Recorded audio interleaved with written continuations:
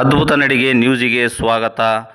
ಗಂಗಾವತಿ ನಗರದ ತಾಲೂಕು ಸೌಧದ ಮುಂದೆ ಸರ್ವಾಂಗೀಣ ಅಭಿವೃದ್ಧಿ ಹೋರಾಟ ಸಮಿತಿಯ ಸದಸ್ಯರು ಪ್ರತಿಭಟನೆ ಮಾಡಿ ಗ್ರೇಡ್ 2 ತಹಶೀಲ್ದಾರ್ ಮಾಂತಗೌಡರಿಗೆ ಮನವಿ ಪತ್ರ ಸಲ್ಲಿಸಿ ಮಾತನಾಡಿದ ಜಿಲ್ಲಾಧ್ಯಕ್ಷ ಬಸವರಾಜ ಮ್ಯಾಗುಳಮನಿಯವರು ಶಿಕ್ಷಕರನ್ನು ಬೋಧನೆ ಮಾಡಲು ಮಾತ್ರ ಬಳಸಬೇಕು, ಪರಿಷ್ಕರಣೆ ಕಾರ್ಯದಿಂದ ಕೈಬಿಡಬೇಕೆಂದು ಚುನಾವಣಾ ಆಯೋಗವನ್ನು ಒತ್ತಾಯಿಸಿದರು.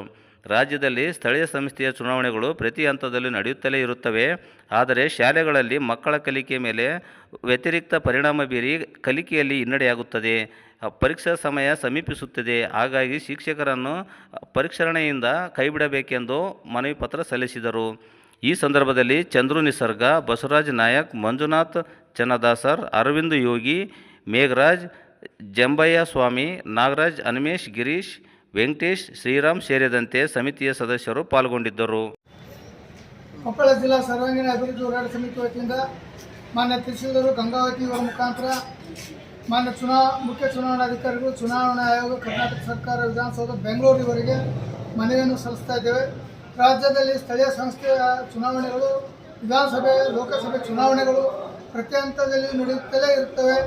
ಇದು ನಿರಂತರ ವರ್ಷ ಪೂರ್ತಿ ಮತದಾರ ಪಟ್ಟಿ ಕಾರ್ಯ ನಡೆಯುತ್ತದೆ.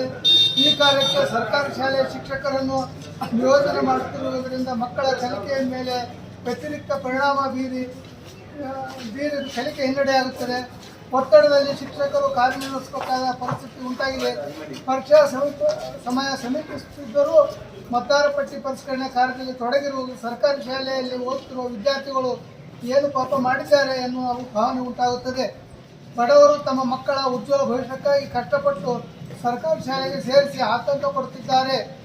ಶಿಕ್ಷಕರ ಅನ್ಯ ಕೆಲಸದ ಕಾರಣದಿಂದ ಸರ್ಕಾರಿ ಶಾಲೆಗೆ ಸೇರಿಸಲು ಅನೇಕ ಪಾಲಕರು ಹಿಂದೇಟು ಹಾಕುತ್ತಿದ್ದಾರೆ.